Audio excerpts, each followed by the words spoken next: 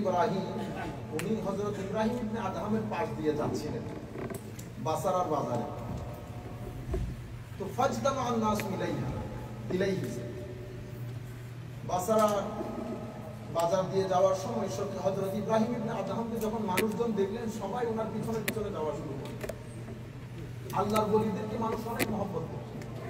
এটা আমাদের মুসলমানদের কালচার এবং ট্র্যাডিশন ছিল। এই আমাদের মিডল ইস্টের কিছু ঝামেলাপূর্ণ পরিস্থিতি ঘটানোর আগে আল্লাহর ওলিদের প্রতি মানুষ অনেক তাজিম, অনেক সম্মান করত। তো বসরার বাজারে যখন মানুষ ইব্রাহিম ইবনে আদহামকে দেখেছে, মানুষ ওনার প্রতি ঝুঁকে পড়েছে, মানুষ ওনার পেছনে পেছনে হাঁটতেছে।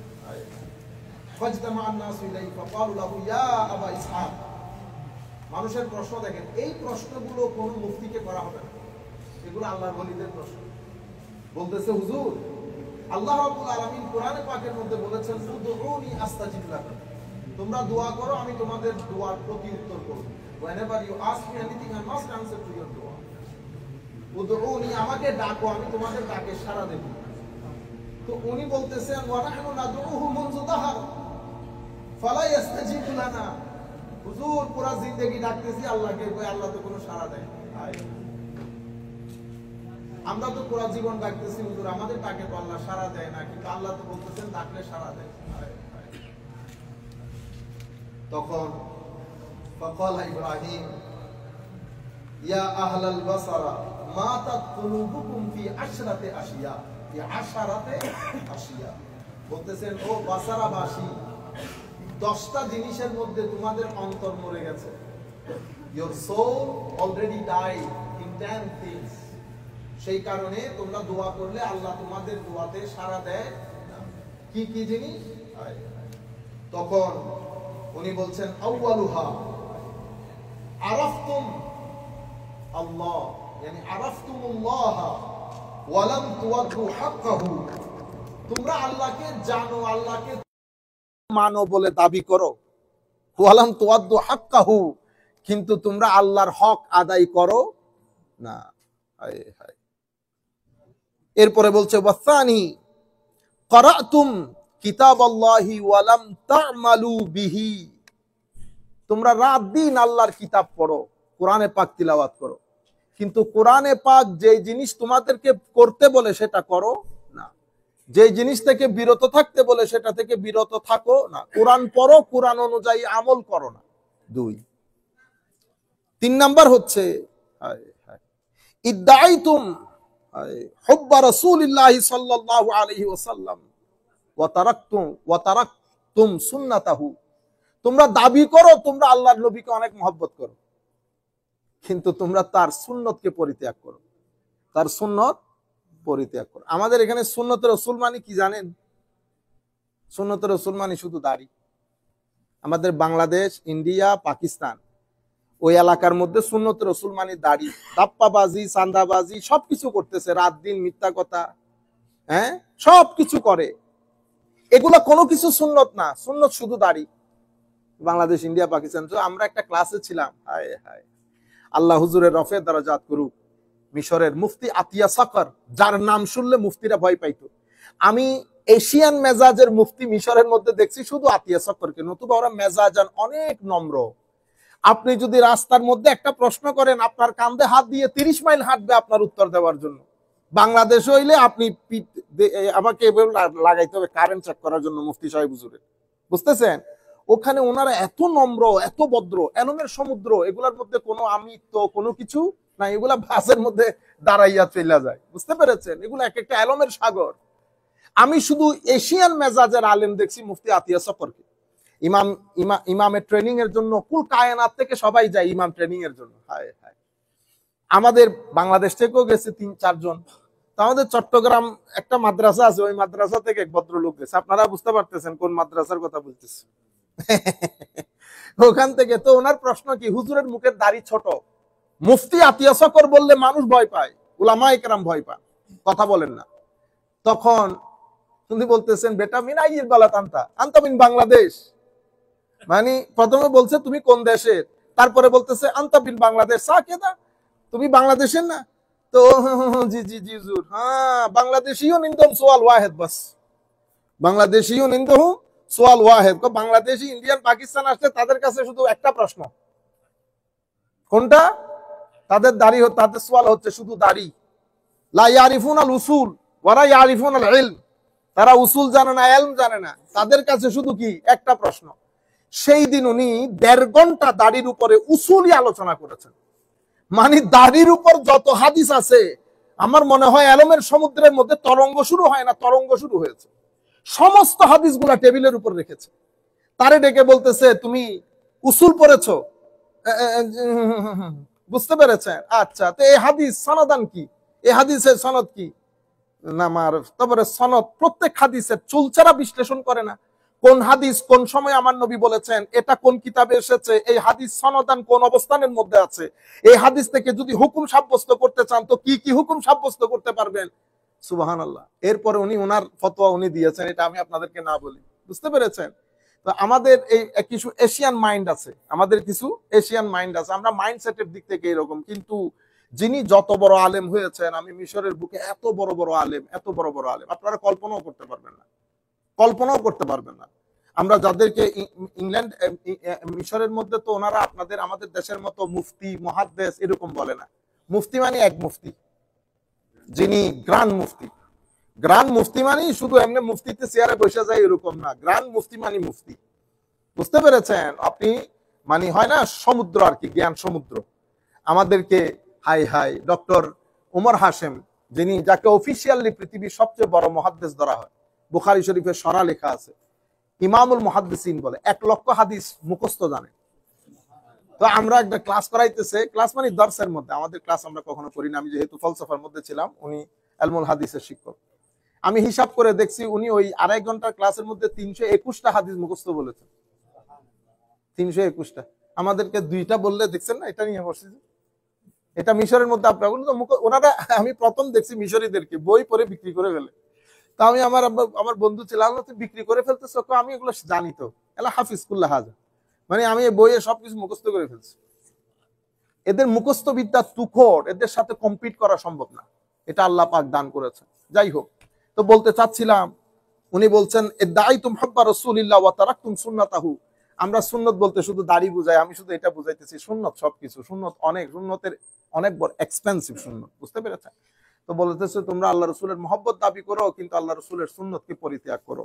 আচ্ছা, 5 নাম্বার। আচ্ছা, 4 নাম্বার, ইদ্দাইতুম আদাওয়াতাশ শায়তান ওয়া ওয়াফাকতুমুহু, তোমরা শয়তানকে দুশমন বলে জানো, সবসময় এটাই বলো, কিন্তু তোমাদের 24 আওয়ার্সের কাজ প্রত্যেক কিছু শয়তানের সাথে মিলে তোমরা কাজ করো শয়তানকে সন্তুষ্ট করার জন্য, কিন্তু দাবি করো শয়তান তোমাদের দুশমন। ইন্না শায়তান লাকুম আদুউম মুবিন, কিন্তু আমরা সারাদিন কাজ করি শয়তানের জন্য। ওয়াল খামিস, 5ম হচ্ছে কুলতুম নুহিব্বুল জান্নাহ ওয়া লাম তা'মালু লাহা, তোমরা দাবি করো তোমরা জান্নাতকে মহব্বত করো, জান্নাতে যেতে চাও, কিন্তু জান্নাতের জন্য আমল করো না। এর পরবর্তীতে বলছে কুলতুম ইন্নাল মাউত হক ওয়া লাম তাস্তাইদ্দু বিহা, তোমরা দাবি করো মৃত্যু অবশ্যই আসবে, কিন্তু কেউ মৃত্যুর জন্য তৈয়ারি যে নিতে হবে, প্রিপারেশন যে নিতে হবে, এই ব্যাপারে কারো কোনো অ্যাওয়ারনেস নাই। তোমরা দেখতেছো রাত দিন মানুষ মারা যাচ্ছে, আসতেছে পৃথিবীতে, কিন্তু তোমাদের ভিতরে জিনিসটা ইম্প্যাক্ট করে না। তোমরা মনে করো তোমরা ছাড়া বাকি সব পৃথিবী থেকে চলে যাবে, শুধু তোমরা থেকে যাবে। আপনার চিন্তা করে দেখবেন, আমিও চিন্তা করে দেখতেছি, অমুক মারা গেছে, সমুক মারা গেছে, কখনো আমি চিন্তা করতে পারি না যে আমিও মারা যাবো, চিন্তা করছি সব যাবে কিন্তু আমি যাব না। এর পরবর্তীতে আসামিন ইশতাগালতুম বিউয়ুবি ইখওয়ানিকুম, হায় হায়, ওয়া নাবাসতুম উয়ুবাকুম, তোমরা সারাদিন মানুষের দোষের পিছনে লেগে থাকো। কার কি দোষ? নিজেরটা একবার চেক করে দেখো না, নিজের ভিতরে কত কিছু দোষ আছে। ওয়াতাসে আকালতুম নি'মাত রাব্বিকুম ওয়া লাম তাশকুরুহা, তোমরা আল্লাহর নিয়ামতের উপর বেঁচে থাকো, কিন্তু আল্লাহর নিয়ামতের শুকরিয়া আদায় করো না। আমরা চোখের জন্য, আমার এই 2 চোখের জন্য আল্লাহর দরবারে একবার আলহামদুলিল্লাহ বলছি, আপনি টর্চ লাইট পেরেও আল্লাহর বান্দা খুঁজে পাবেন না। অথচ আমার শরীরের মধ্যে এটা অন্যতম 2টা নিয়ামত, আমি এই 2 নিয়ামতের জন্য আমার আল্লাহর দরবারে শুকরিয়া আদায় করি নাই। আমাদের দেশে তো মা বাবারা ফাইট করে ছেলে সুন্দর হয়েছে কিনা, একজন আরেকজন, আমি নিজে ছিলাম, এগুলো আমার চোখের দেখা বিষয়। মেয়ে মেয়ে মেয়ে গায়ের কালার কিরকম দেখছেন নি অবস্থা। তো একজন আরেকজনকে বলতেছে মনে হয় এটা শ্যামলা হবে, তারা কথা বলতেছে, আমি শুনতেছি, মনে হয় শ্যামলা হবে। আরে আমাদের দেশে শ্যামলা হলে দেখছেন, অথচ আপনার জীবনে একটা সুস্থ সন্তান দরকার, সুস্থ। বুঝতে পেরেছেন? সবচেয়ে বড় নিয়ামত আপনার সন্তান সুস্থ কিনা, ছেলে হোক মেয়ে হোক। কিন্তু আমরা সুস্থতা অসুস্থতা ভুলে গিয়ে রং নিয়ে মারামারি, আমি রং নিয়ে মারামারি বাংলাদেশ ইন্ডিয়া পাকিস্তানের মতো এরকম এরকম জিনিস আর কোথাও দেখি না। পৃথিবীর এত জাতির সাথে থাকছি, রং নিয়ে, এটার রং বা ওইটার রং ওইটার রং। বুঝতে পেরেছেন? এর পরবর্তীতে বলা আসের দাফানতুম মাউতাকুম ওয়ালাম তাতাবিরু বিহিম, নিজ হাতে তোমরা কত মানুষকে দাফন করো কিন্তু শিক্ষা হাসিল করো না। কখনো এইভাবে চিন্তা করো না যে তুমি শুচ্ছ আরেকজন তোমাকে শোয়াই দিচ্ছে, তুমি শুধু চিন্তা করো যে তুমি শোয়াবা না, এরকম না। তো এই 10টা জিনিস উনি বলেছেন, এই 10টা জিনিসের কারণে তোমাদের অন্তর মরে গেছে। সেই কারণে তোমরা ডাক দিলে আমার আল্লাহ আর তোমাদের ডাকে সাড়া দেয় না। আমার আল্লাহ তার ডাকে সাড়া দেয় যাকে আমার আল্লাহর বান্দা মনে করে। বুঝতে পেরেছেন? আমি শর্টকাট আবার চলে যাই, তাহলে আপনাদের মুখস্থ হয়ে যাবে। হযরত ইব্রাহিম ইবনে আদহাম বলতেছেন, তোমরা আল্লাহকে জানো, চিনো, মানো, কিন্তু আল্লাহর হক আদায় করো না। আরিফতুমুল্লাহ ওয়া লাম তুআদ্দু হাক্কাহু। 1। 2 নাম্বার বলতেছেন, কারাতুম কিতাবাল্লাহ ওয়া লাম তা'মালু বিহি, আল্লাহর কিতাব কোরআনে পাক পড়ো, কোরআন অনুযায়ী আমল করো না। ইদ্দাইতুম হুব্বা রাসূলিল্লাহ ওয়া লাম তা'মালু ওয়া তারাকতুম সুন্নাতাহু, আল্লাহর নবীর মহব্বত দাবি করো, আল্লাহর নবীর সুন্নতকে পরিত্যাগ করো। ইদ্দাইতুম আদাওয়াত শাইতান, তোমরা শয়তানের আদাওয়াত দুশমনীকে বুঝো, মানো যে শয়তান তোমাদের দুশমন, কিন্তু তোমাদের যাবতীয় কর্মের মধ্যে শয়তানের সাথে মুওয়াফাকাত রাখো। এরপরে বলে কুলতুম নুহিব্বুল জান্নাহ ওয়া লাম তা'মালু লাহা, জান্নাতকে মহব্বত করো তোমরা, কিন্তু জান্নাতের জন্য আমল করো না। এরপরে বলছে তোমরা জাহান্নামকে ভয় করো, বলো কুলতুম নাখাফুন নার, তোমরা বলো তোমরা জাহান্নামকে ভয় করো। ওয়া ওয়াহানতুম আনফুসাকুম বিহা, অথচ তোমরা নিজেরা নিজেদেরকে জাহান্নামের কাছে সঁপে দিচ্ছ। কুলতুম ইন্নাল মাউতা হাক্কা লাম তাস্তাইদ্দু লাহ, তোমরা দাবি করো মওত হক, কিন্তু মওতের জন্য কোনো তৈয়ারি গ্রহণ করো না। ইস্তাগালতুম বিউজুবি ইখওয়ানিকুম ওয়া নাবাসতুম উয়ুবাকুম, তোমরা মানুষের দুস্ত্রুটি নিয়ে পড়ে থাকো, নিজের দুস্ত্রুটি কখন একবার চেক করে দেখো না। আকালতুম নি'মাতা রাব্বিকুম আলাম তাশকুরুহা, তোমরা আল্লাহর নিয়ামত খাও কিন্তু নিয়ামতের শুকরিয়া আদায় করো না। 10 নম্বর, দাফানতুম মাউতাকুম ওয়া লাম তা'তাবিরু বিহিম, তোমরা তোমাদের মৃত ব্যক্তিদেরকে দাফন করো কিন্তু ওখান থেকে কোনো ধরনের শিক্ষা হাসিল করো না। এই কারণে তোমাদের নফস মরে যাওয়াতে এখন তোমরা উদউনি আস্তাজিব লাকুম, তোমরা ডাক দিলে আল্লাহ সাড়া দেয় না। আমার আল্লাহ যখন ডাকবেন সাড়া দেওয়ার জন্য একটা গ্রামার আছে, সেই গ্রামার যদি পালন হয় আমার আল্লাহ সাড়া দেন, সেই গ্রামার পালন না হলে আমার আল্লাহ সাড়া দেয় না। নতুবা আমার আল্লাহ দয়ালু হিসেবে সবাইকে দেখভাল করেন, কিন্তু আমার আল্লাহর হক যখন আপনি আদায় করবেন তখন দেখবেন আপনি মুহূর্তে মুহূর্তে আমার আল্লাহকে আপনি ফিল করবেন। আপনাকে কখনো টেনশনে ফেলবে না, কখনো দুঃখে ফেলবে না, পড়বেন পড়বেন পড়বেন মনে করতেছেন কিন্তু পড়বেন না। আপনার ভিতরে খাস একটা সুকুন থাকবে। এই যে সুকুন, আল্লাহ ওয়ালাদের সবচেয়ে বড় নিয়ামত হচ্ছে এটা। মানুষ পাগল হয়ে যাইতেছে টেনশনের মধ্যে, কার কি হবে কি না হবে, টাকা আছে কিনা নাই। দেখবেন এদের ভিতরে আল্লাহ একটা সুকুন দেয়। 2 সেকেন্ডের মধ্যে এদের ভিতরে টেনশন কাজ করে, 3 মিনিটের মধ্যে আমার আল্লাহ এদের সিনাকে কি করে দেয়, সেট করে দেয়, সুকুন, প্রশান্তি। কোন ধরনের টেনশন অমুক সমুক তাদের ভিতরে রেখাপাত করে না। আল্লাহ রাব্বুল আলামিন আমাদের হামি ও নাসির হোক। আপনারা আজকে একটু সূরা ফাতিহা পড়বেন এবং সূরা ইখলাস শরীফ পড়বেন। আমাদের বড় মহব্বতের, অতি অল্প বয়সে দুনিয়া থেকে চলে গেছেন বড় আলেমে দ্বীন হুজুর আল্লামা মুফতি আব্দুল মতিন সাহেব রহমতুল্লাহি আলাইহি কুমিল্লা আলিয়ার প্রিন্সিপাল ছিলেন। কুমিল্লা আলিয়া প্রিন্সিপাল ছিলেন, অনেক বড় আলেম ছিলেন, অসম্ভব ভদ্র নম্র মানের মানুষ ছিলেন। দোয়া করবেন আল্লাহ যেন হুজুরকে জাযায়ে খায়ের দান করেন, হুজুরের কবরকে যেন আল্লাহ জান্নাতের বাগানে পরিণত করেন। একটু আমরা সূরা ফাতিহা পড়ি। আউযু বিল্লাহি মিনাশ শাইতানির রাজীম। বিসমিল্লাহির রহমানির রহিম। আলহামদুলিল্লাহি রাব্বিল আলামিন আর রহমানির রহিম মালিকি ইয়াউমিদ্দিন ইয়্যাকা না'বুদু ওয়া ইয়্যাকা নাস্তাঈন ইহদিনাস সিরাতাল মুস্তাকিম সিরাতাল লাযীনা আন'আমতা আলাইহিম গায়রিল মাগদুবি আলাইহিম ওয়ালাদ-দাল্লিন।